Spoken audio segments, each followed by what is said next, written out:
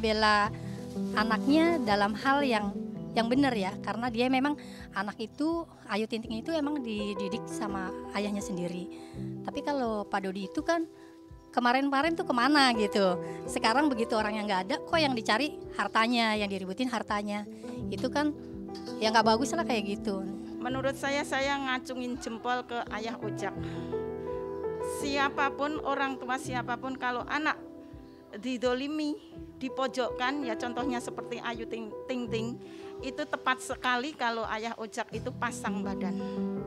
Kalau namanya sudah pasang badan itu sudah tidak memikirkan kanan kiri depan belakang. Intinya semua itu terlampiaskan tertuju untuk anak. Bagaimana anak ini supaya tidak tersakiti atau disakiti.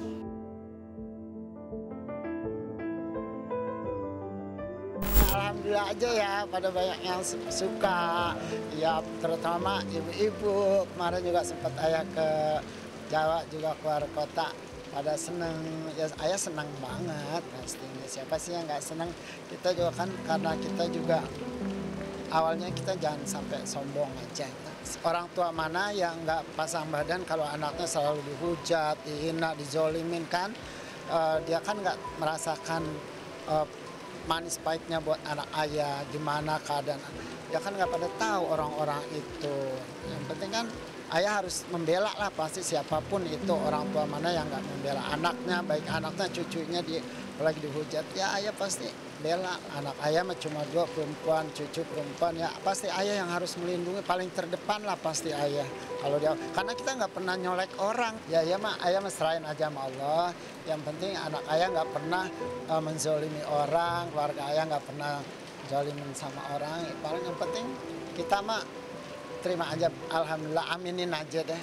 Untuk bapaknya Vanessa Angel almarhum, dia kemana aja selama ini? Waktu anaknya dihujat, waktu anaknya jadi masalah kasus, anaknya kemana aja? Pas giliran Vanessa Angel udah meninggal, hartanya yang diambil sama bapaknya. Kemana aja? Hello. Untuk netizen jangan membuat gaduh ya. Jangan digoreng-goreng ya. Kalau tidak tahu masalahnya, tidak mengerti apa yang terjadi dalamnya, di dalam masalah saya ini nggak usah berkomentar. Tapi kan netizen kan serba benar nih kan. Ya sudah, nggak apa-apalah, biarin aja, dia punya hak. Tapi sih kalau misalnya ada yang keterlaluan ya siap-siap aja dilaporin sama Dedi ya. Saya ingin menguasai hartanya Vanessa, tidak. Di situ juga rumah kan ngontrak. Mobil juga kemarin kan sudah tidak ada asuransinya, tidak ada asuransinya. Jadi jangan disalahartikan. Banyak kan jadi saya seolah-olah ingin menguasai. Ini yang menjadi dilema bagi saya, karena di hari kedua saat masih kita sedang berduka, Pak Faisal bicara ke saya. Ini barang-barang yang di sini itu ada rencana sama Pak Faisal akan dilelang dan dijual pada saat itu. Bicara ke saya seperti itu, akan dilelang dan dijual. Alasannya karena di rumah itu Vanessa ngontrak dan masa kontraknya itu tinggal 4 bulan lagi.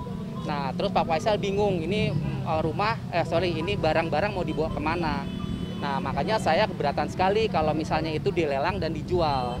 Saya nggak mau itu barang-barangnya Vanessa nanti dijual, karena sekali lagi saya lagi mau buka rumah museum Vanessa.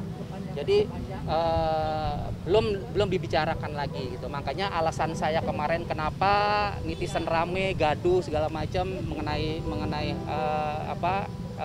harta waris itu, sebenarnya saya ingin menyelamatkan barang-barang Vanessa. Makanya saya kemarin hartanya Bibi dan Mayang lebih baik dipisah saja.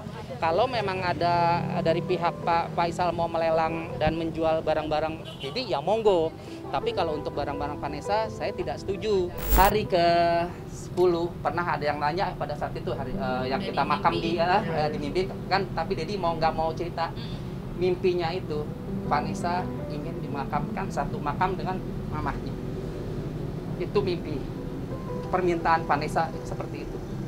Dan saya sudah sampaikan juga ke Prof Bambang, ke Bang Milano, Bang, ini ada pesan dari Vanessa Dedi dimimpikan, ini gimana bang? Gitu. Memang dari awal juga saya kan pengen Vanessa dimakamkan di satu makam dengan mamanya. Ditambah lagi saya dimimpikan itu.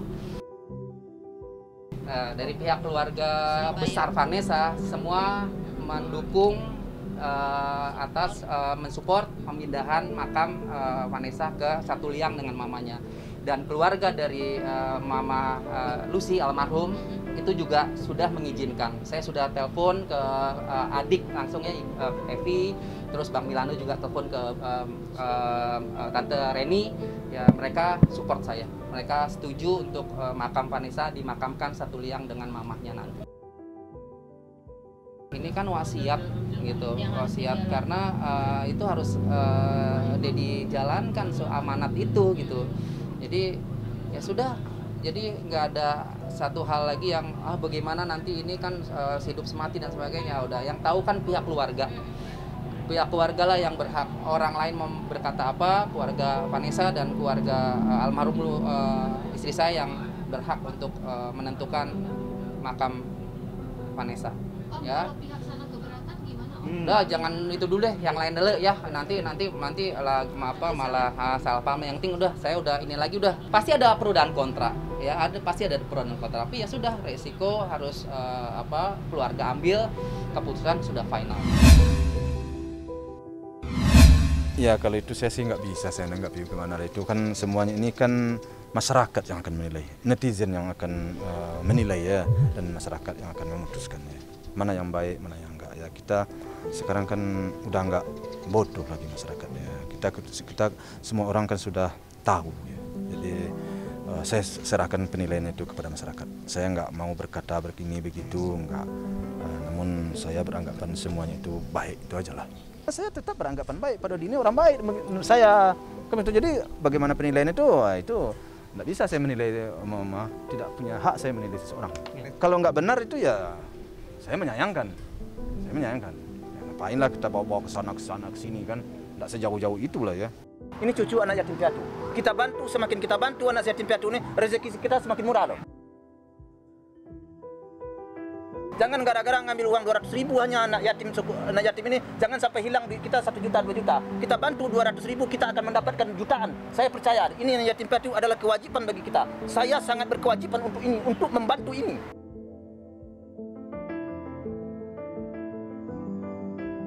Ini cucu saya ya, saya nggak mau nanti dia menderita ya. Kalau umur saya pendek, ini yang jadi beban bagi saya. Umur saya pendek, siapa yang mau membantu? Siapa yang mau membantu?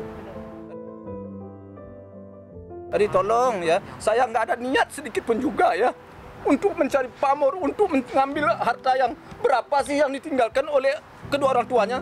Nggak seberapa, kalau tahu semua nggak seberapa. Kalau dihitung-hitung biaya untuk membesarkannya nanti nggak seimbang. Tapi saya siap, selagi saya punya tenaga. Yang takut saya umur saya pendek. Saya bersyukur sekali dan alhamdulillah ada orang yang menjadi istilahnya menjadi fan saya kan. Ya alhamdulillah, mungkin mereka melihat apa yang saya perjuangkan ini mungkin pantas saya perjuangkan. Tidak bermacam-macam dan tidak ada niat-niat lain-lain. Jadi mungkin masyarakat dan netizen kan bisa membaca dan wartawan pun bisa membaca. Jadi sejak dari awal kita berbicara udah sampai sekarang udah hampir 40 hari ya, udah 30 hari udah sebulan ya. Kan saya apa adanya aja. Ya di sini, bicara di sini, baik tempat usaha saya nggak ada apa adanya.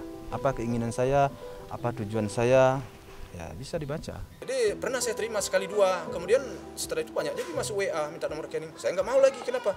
Karena takutnya fitnah nanti bertebaran. Saya terima cuma 2 juta, bilang 20 juta. Juga banyak yang ngirimkan telepon, Pak Ji saya mau belikan mobil, saya mau belikan ini. Gitu. Untuk galah, ya lebih baiklah kirim aja ke yayasan, ini nomor rekening yayasan. Jadi karena adanya keinginan orang untuk memberi sesuatu kepada cucu saya, ya langkah baiknya dikumpulkan di satu rekening. Jadi tujuan itu tujuan sangat baik dan tujuan sangat mulia menurut saya.